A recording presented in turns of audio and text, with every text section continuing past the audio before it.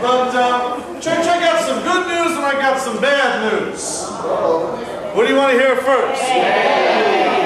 All right. Well, the bad news is LeBron James went to Miami.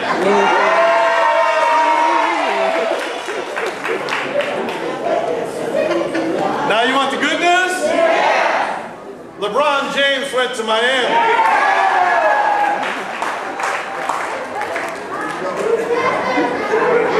You see, it really depends where you are and what your perspective is on the whole thing. If you are a Cavs fan and a Clevelander who's been waiting now nearly 40 years, doesn't it feel like we're on the Exodus going through the desert? How long, O Lord? Till a victory might be ours. If we're on that side of things, we might be a little distressed, a little disturbed, and find this to be bad news. If we're in Miami, on the other side, we are probably still celebrating. It is all about our perspective on things. Many would say that LeBron was terribly selfish and self-serving in his decision and how he went about it, and certainly his announcement was one of a kind. But I think Mayor Jackson framed it well yesterday morning in the newspaper, where he said, you know what, I'm not salty, I'm not mad. For 7 years he played. For 7 years he did great things in this community. For 7 years he not only helped our economy, but renewed a spirit in this community, and I cannot be upset with him. He has made a choice about what he believes he needs to do. Different perspectives on the same situation. And we find ourselves today, sisters and brothers, confronted with a gospel that asks us to consider what perspective that we're seeing the world from. Because if we look at this gospel text, one that we know well, the Good Samaritan, we know the story. We've had maybe even some of those experiences where we've tried to be a Good Samaritan. If we have been graced, then maybe we got a thank you or some acknowledgement. If it has gone badly, that's why we now have Good Samaritan laws to protect people who go above and beyond to help others. But we know this story, and as we hear about the priest and the Levite in this story, we may be very tempted to write them off. To say, what kind of priest is that? What kind of Levite is that? That they would pass someone by on the road. But if we also remember well, looking at their perspective, they knew that if they encountered that person by the side of the road, they would not be able to do what they've been asked to do for the sake of the people of God. Excuse me.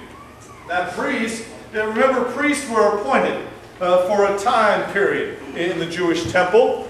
And when they were appointed, they had to prepare themselves for that service. Only after prayer and fasting and many ritual purifications could they be found worthy to enter into the Holy of Holies in the temple and offer sacrifice on behalf of God's people.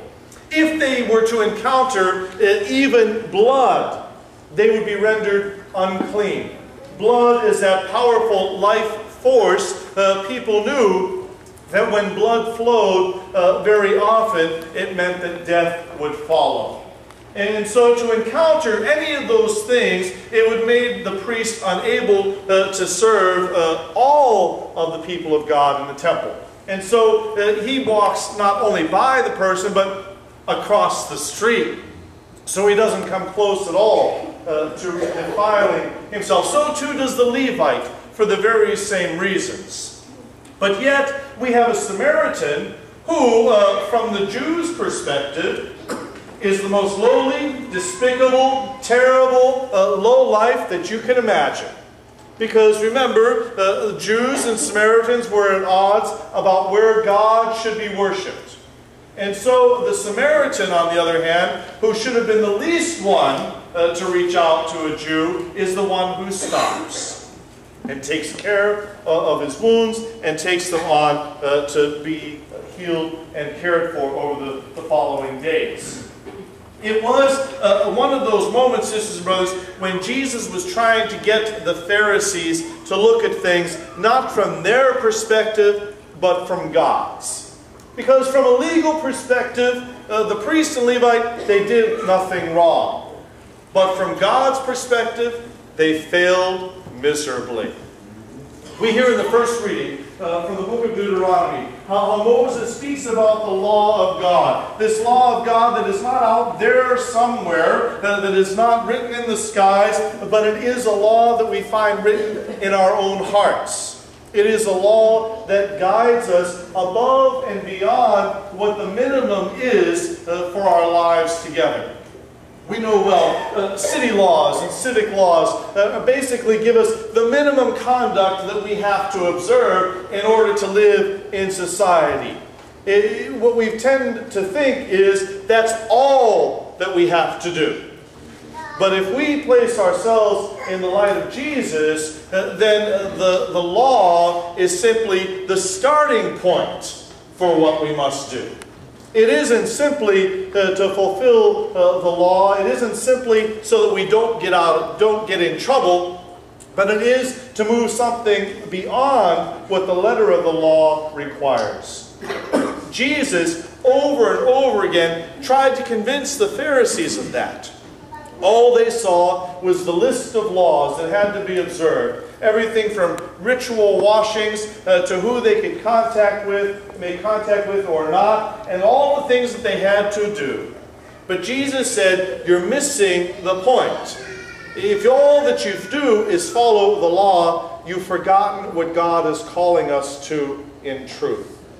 Jesus uses this story to remind them that there is something more required than just following the law. Yeah, the priests and Levite were right and they were wrong.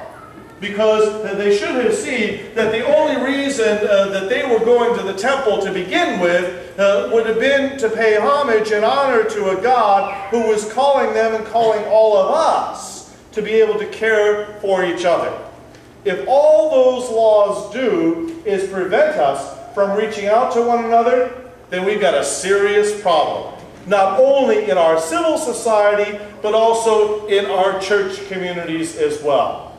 If we are all about following laws to the detriment of one another growing in faith, then somehow we've missed the call. It doesn't mean we need to live in chaos and disorder.